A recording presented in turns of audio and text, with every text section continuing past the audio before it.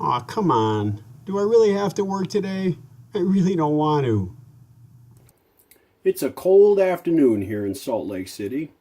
This is Tuesday, January 3rd, and I thought I'd do a little bit of loose ends for you. So I believe this is going to be loose ends number 7. So take a look. Since last night we got about 13 inches of snow or so. At about 6 inches I thought I'd go out and shovel the driveway. Then it started to snow again. It was sunny when I went out, but it started to snow again. Well, it snowed all night. And so now you see the view out the basement window where my electronics shop is. And I'm looking out at that and I'm thinking, I ain't shoveling again. Sorry guys, you're going to have to walk through snow. I don't have a snowblower, don't usually need one, and I think a little snow isn't going to kill you. Well, we live in the mountains after all, and even on Utah's license plate it says greatest snow on earth. Well, it's time for some of those school kids to enjoy a little bit of that snow. We went to the family Christmas party on New Year's Day. That's our tradition. And we had a little gift exchange. It was supposed to be a white elephant gift exchange. And at first glance, you look at this little bugger, the thing that my wife got, which she subsequently gave to me, you think that's a white elephant. What is it? It's a smiley face, a goofy smiley face at that. But on closer inspection, this is not a white elephant. This is actually a really, really cool device. And it's just small enough that I can fit it into my computer bag and carry it around with my laptop. Why would I do that? Why would I carry this goofy looking thing around with me? Take a look, guys. You probably can get the idea when you see these little buttons on here what this is. This is called a Jamoji, I think is how you say it. Funny name, cool device. So let me show this to you. Now, I'm only going to do this for a second or two because I do not need any kind of a copyright ding.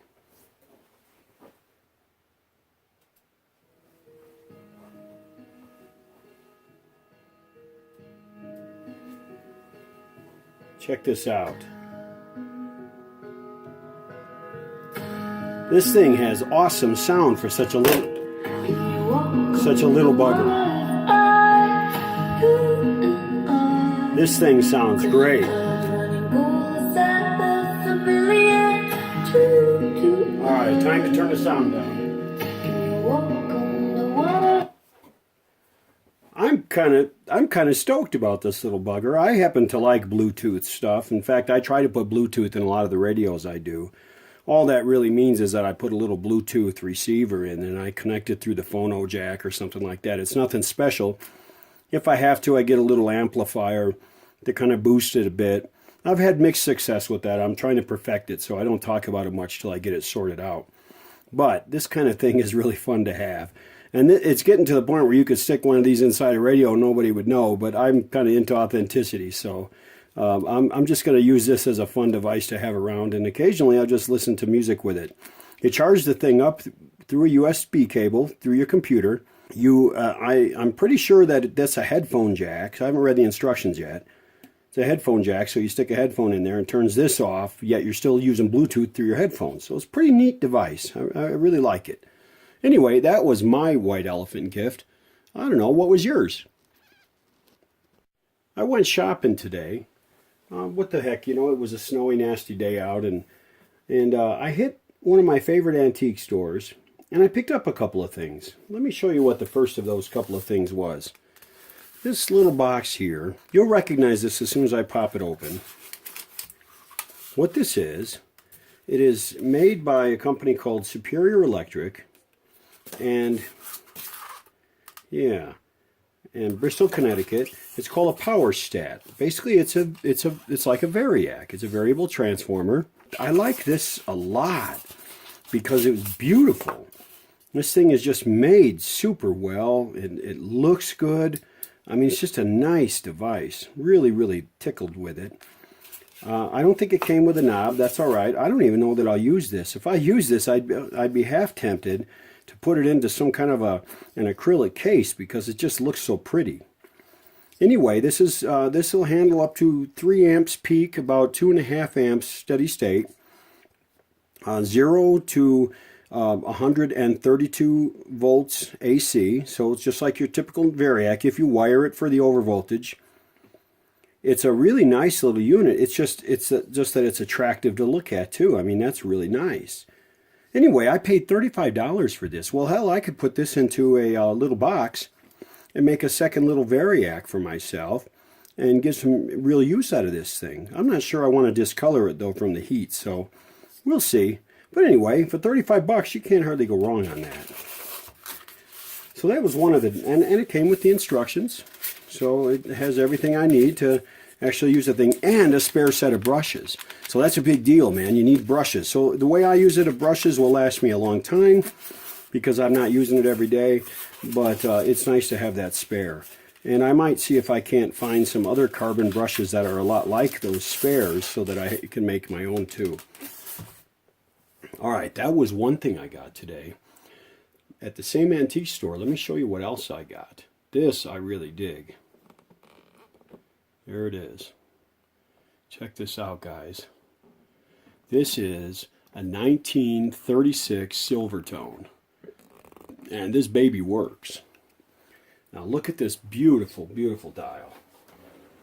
Look at that. Silvertone always had the gold dials. Has a tuning eye. It's broadcast and shortwave. And it's just a beautiful machine. I'm just tickled to death to have it. There we go. Nice, nice looking machine. Now it's going to need work. In fact, there's a couple of loose tubes rattling around inside the cabinet.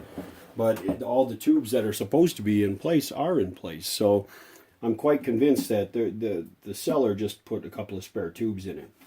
The cabinet's in great shape. I love the geometric shape of this cabinet. And the cabinet is in pretty decent shape. They did some ugliness here with some staples around here because they were idiots when they stapled on speaker cloth. So I'm going to have to probably re-veneer this front. But other than that, the cabinet is in good shape. I'm pretty tickled with the whole machine. Let me show you the back side of it. I'm not sure that this Masonite back is really original. But it looks like it might be. Well, maybe not. That's just some dealer sticker. So I'll have to check that out because I don't remember seeing this vintage of radio with backs. But I kind of like the back because it is protective, and whoever made this back did a nice job. I just, I'm in love with the whole design. It's a 1936. I love that vintage. My only problem is this right here. I wish they hadn't done that. But I'll have to fix that. I might just be able to fill that and clean it up and stain it. I would love any ideas from any of you. It's on both sides, so not as much on the speaker side. So this is just a faux speaker grill. I'd love for any ideas you might have to. What they did is they took a staple gun and the dodos shot the staple gun right through the veneer on the outside of the cabinet. We've all made mistakes, but you would think that after the first one, you would say, okay, maybe I won't do any more. But they went all the way around on this. And then they went and they did this side too. I mean, how stupid is that? But anyway, I can fix this up. It's still a lovely radio, and it will be a lovely restored radio someday. So that's this. Now, let me pause the camera. I want to show you the last thing I got. The last thing I got is what I really am stoked about. And I hope you like it as much as I do. Okay, here's the last thing. This thing, I probably paid more than I should. I did dicker them down some. But I'm in love with it. I've never seen one before. I'm sure they're out there. I don't have anything that's really rare in my collection. And that's fine. I like it that way just fine. But I saw this and I fell in love with it. What is it? Well, it was made in the same year as that Silvertone, 1936. This is a nice old tube tester. 1936 Supreme Model 385 automatic. It's your basic tube tester. But it does have some other features that I really dig, and I love the gauges. I'll probably never actually use this much, but I will restore it. I don't need to restore the panel at all. Look at the detail on this thing. It's just gorgeous. All the tube sockets are nice. There are no chips. Even the coloring for the keys on the tube sockets are really nice and really good condition. I've never seen anything quite like this. Everything on it is smooth. There's no clunkiness to it. Everything is the way it's supposed to be. So I'm really in love with this. Somebody put this knob on backwards, but I'll fix that. Oh, I see. So maybe this must be a wafer switch. It just goes all the way around. Okay, so you know, there's a lot I have to learn on it. I'll have to download the manual if there's one out there somewhere. But what else did it come with? Well, it actually came with all of these cables. And this is the first time I've taken this stuff out of the bag. All of these cables and all of these adapters. So I suspect these adapters go in here somehow, but I'm not sure how that works. I'll have to check that out. There's lots of these little cables here for, you know, inserting like so, and I think you make bridge connections with these two rows here, kind of like being a telephone operator. Came with a lot of this really cool stuff. Grid cap, cable, and 4 or 5 of these cool adapters. They're just pretty darn cool. I don't know anything about them. I will have to learn about them. It looks to me like these things go into the socket, and then you plug this, which is part of the cord, you know, the main cord for it, into the adapter socket. See, and so, and they're, you know, of course it's keyed just like a tube on your radio with fat pins and skinny pins. It's pretty cool. I've got a lot to learn on it. You know, it's got this beautiful cord. Looks like an original cord. The power cord looks fairly original. So I'll have to find out how all of this works. That's pretty cool. 1936. So I'm real excited about it. I can't wait. I've never seen this kind of an eye or, you know, indicator. So I've got to check that out. I've just never used anything, you know, any test equipment that's this old. So it should be a whole lot of interesting things to learn about it. So there it is. This is my day of shopping. Wifey was busy with her sister, and so, you know, that'll teach her. Let me loose in town with a credit card and a driver's license, and I'll go out and spend money. And this is what I spent it on today. Actually, the truth is, I haven't spent much lately, and I saw this, and I just couldn't walk away. It's even got a tube list for, you know, tubes available at the time, and tells you how to set it up. So this is a really cool machine, and I'm thrilled to have it. And as I get to use it, and maybe even when I'll probably go through the electronics and make sure they're all good. As I use this thing, I'll probably make a video about it. But for now, I'm going to do what I do with all of the cool stuff I have until I get some of these radios done that I'm doing for other folks. And I'm going to put this thing away. Finally, I want to show you some things I picked up at my favorite shopping center, Ray Elko, today. Of course, I told you I go through a lot of shrink tubes, so I picked up some shrink tube in sizes and colors that I had pretty well run out of. And so there's my shrink tube. When I buy resistors there, I always buy them in quantities of 10 or 20, you know, that kind of thing. And I always try to buy them in these vintage boxes, which I think are pretty cool. This is how he gets them. He doesn't care that I take his boxes, and they're pretty neat. I've got you know, scores of these things. Picked up some really cool, you know, higher wattage resistors. These are some 2-watt resistors. Pretty nice. Speaker service cement. This is really a good thing to use when you're repairing speakers. You know, I use Eileen's Tacky Glue for a lot of things, but I also use speaker service cement for stuff. At Ray Elko, I think I've mentioned in past videos that that Robert sells at Ray Elko all the different light bulbs that I might need in my radio work. And he sells all the good numbers. I've shown you pictures in one of my videos, and so I picked up a whole bunch of different styles of light bulbs that I've been running low on. I never like to be more than, or I never like to have fewer than at least one full box of these. When I get down to a box, I go buy more.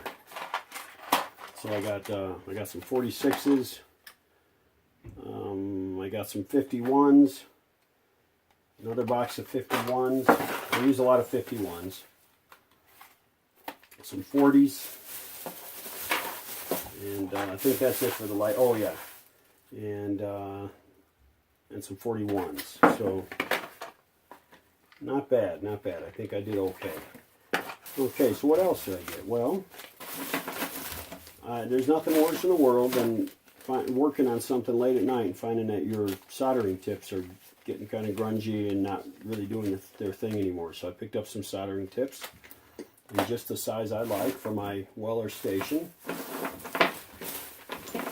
Some miscellaneous power resistors for when I'm adjusting line voltage, mostly. That's what I use it for.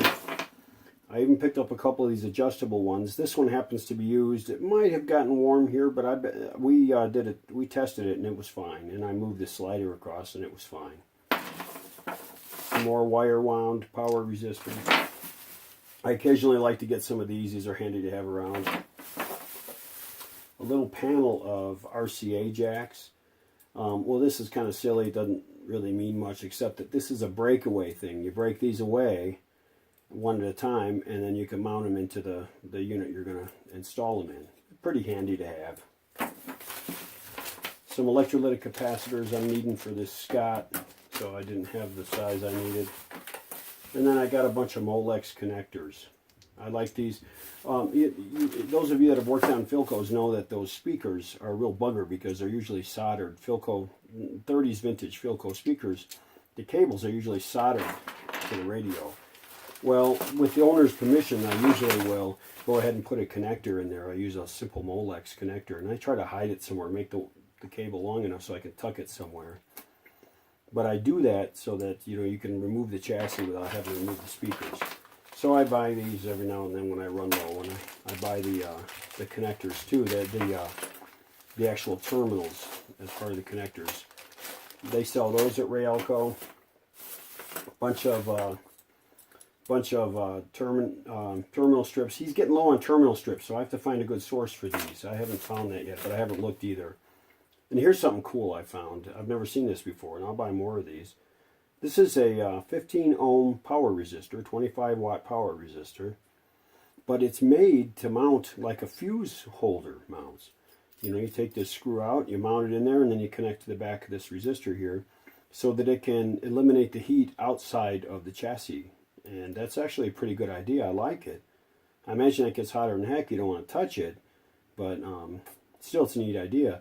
What I liked about it is it looks like the cylinder head on an old airplane radial engine. I really kind of dug that. It made me think, like of an old, Sopwith Camel engine or something like that. It's just that really cool shape to it. So that's what I picked up at Ray Elko. Not a big stash today. I did get a B&K. It's outside in the shop. I'll show it later. A B&K model 970 transistor radio analyst. It's just a test box. I got it for cheap. It looked to be in good shape, and I thought I might have some fun with it. Oh, the Jamoji's getting excited over there. I thought I'd have some fun with that tester. I'll show that in another vid. Pardon my mess while I show off this guy. I don't know anything about this, and I intend to learn about it, but right now I don't even know what the hell I'll use it for. But I got it anyway. That's just how it is. So there's a view of some of the controls. Don't really know what this thing is about. I need to find a manual for it. There's a meter. It's like a tuner. And it has a coarse and a fine or vernier. Band selector. I really don't know what this is about. I suspect it has to do with transistor radios, but I don't know that for sure.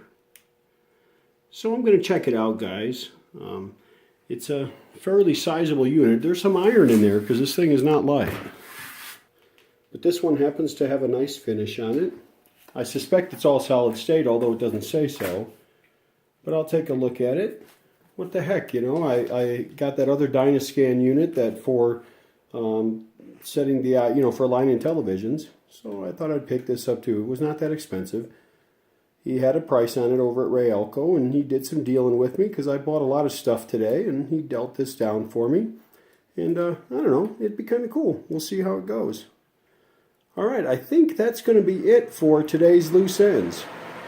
So from Missy and Michael in Salt Lake City, in the snow, knee deep in snow, I'll wish you a good night.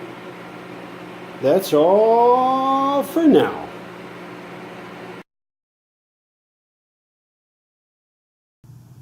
Okay already.